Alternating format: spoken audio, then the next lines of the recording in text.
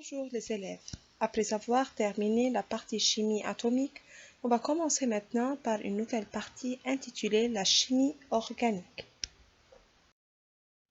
Tout d'abord, on veut commencer par les différentes branches de la chimie pour passer puis après à la chimie organique afin de pouvoir différencier entre les composés organiques et les composés inorganiques ainsi que les hydrocarbures et les non-hydrocarbures. Et enfin, on termine notre présentation par les différents types des hydrocarbures. Tout d'abord, la chimie, c'est la science qui étudie les formes et les propriétés de la matière. C'est une science qui étudie principalement comment ces atomes se lient entre eux pour donner des molécules et pourquoi certaines liaisons sont possibles et d'autres pas. Quelles sont les différentes branches de la chimie? On a tout d'abord la chimie analytique qui étudie les analyses des produits, la chimie minérale qui étudie les corps simples qui se trouvent dans la nature, la biochimie qui étudie les réactions chimiques qui se déroulent au sein des êtres vivants. On a la chimie physique qui étudie les bases physiques des systèmes chimiques et des procédures.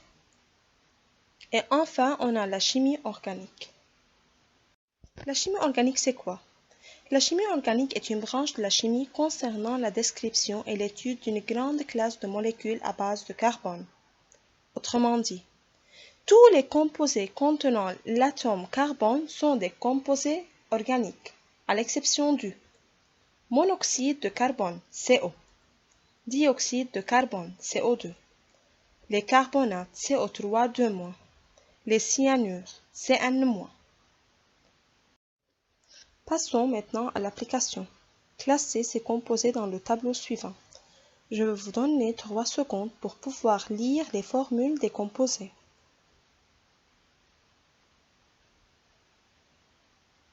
On commence par le composé A, dont la formule est CH4. Ce composé contient l'atome carbone, alors ça fait partie des composés organiques. B, C2H5OH, il contient l'atome carbone, alors c'est un composé organique. C, NH3, il ne contient pas l'atome carbone, alors c'est un composé inorganique. D, CH3COOH, il contient l'atome carbone, alors c'est un composé organique. E, C4H10, il contient l'atome carbone et ça ne fait pas partie des exceptions, alors c'est un composé organique. De même pour le composé F, GCaCO3.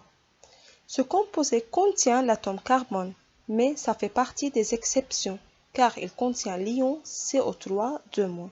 C'est vrai, la charge ne paraît pas car c'est un composé, mais ce composé contient l'ion CO3, 2- carbonate qui fait partie des exceptions des composés organiques.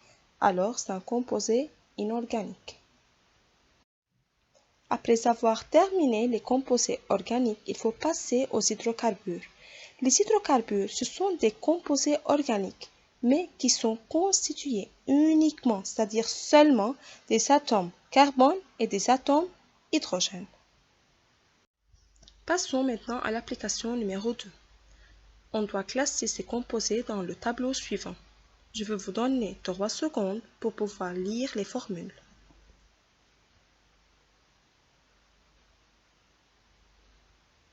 On commence par le composé A, dont la formule est CH4. On remarque que ce composé contient seulement les éléments carbone et hydrogène, alors c'est un hydrocarbure. B. Ce composé contient les éléments carbone, hydrogène et oxygène, alors ça fait partie des non-hydrocarbures. C. Ce composé contient les éléments carbone, hydrogène et oxygène, alors ça ne fait pas partie des hydrocarbures, ça fait partie des non-hydrocarbures. D. C4H10. Ce composé contient seulement les éléments carbone et hydrogène, alors c'est un hydrocarbure. Et enfin, E ne contient que les éléments C et H, alors c'est un hydrocarbure. On passe maintenant au type des hydrocarbures. On distingue 2 types des hydrocarbures. On a les hydrocarbures saturés. Tous les atomes dans ces composés sont liés par des liaisons covalentes simples seulement. Comme cet exemple par exemple, les atomes carbone sont liés par des liaisons covalentes simples, Et les atomes carbone sont liés avec les atomes hydrogène par des liaisons covalentes simples aussi. On a les hydrocarbures insaturés. Les chaînes carbonées doivent contenir au moins une seule liaison covalente double ou triple. Par exemple, dans ce composé, on remarque que les atomes carbone sont liés entre eux par une liaison covalente double, alors c'est un hydrocarbure, mais un hydrocarbure insaturé. Dans ce composé, on remarque qu'on a deux atomes carbone qui sont liés par une liaison covalente triple. Alors, c'est un hydrocarbure car il ne contient que les éléments carbone et hydrogène, mais c'est un hydrocarbure insaturé vu qu'on a une liaison covalente triple dans la chaîne carbonée. On finit notre leçon par une carte mentale. Tout d'abord, les composés organiques, ce sont les composés qui contiennent l'élément carbone, à part les exceptions, comme par exemple le dioxyde de carbone CO2 et les composés qui contiennent les ions cyanure CN- et les ions carbonate CO3-2-. Les composés organiques se divisent en deux parties. Les hydrocarbures, qui sont des composés organiques qui contiennent les éléments carbone et hydrogène seulement, et les non-hydrocarbures, qui sont des composés organiques qui doivent contenir l'atome carbone avec d'autres éléments, comme par exemple l'azote, l'oxygène. Les hydrocarbures se divisent en deux parties. Les hydrocarbures saturés, dont la chaîne carbonée ne doit contenir que des liaisons covalentes simples, et les hydrocarbures insaturés, dont la chaîne carbonée doit contenir au moins une seule liaison covalente double ou bien une liaison covalente triple. Merci pour votre attention les élèves et à bientôt, mais n'oubliez pas de m'envoyer vos questions via l'application.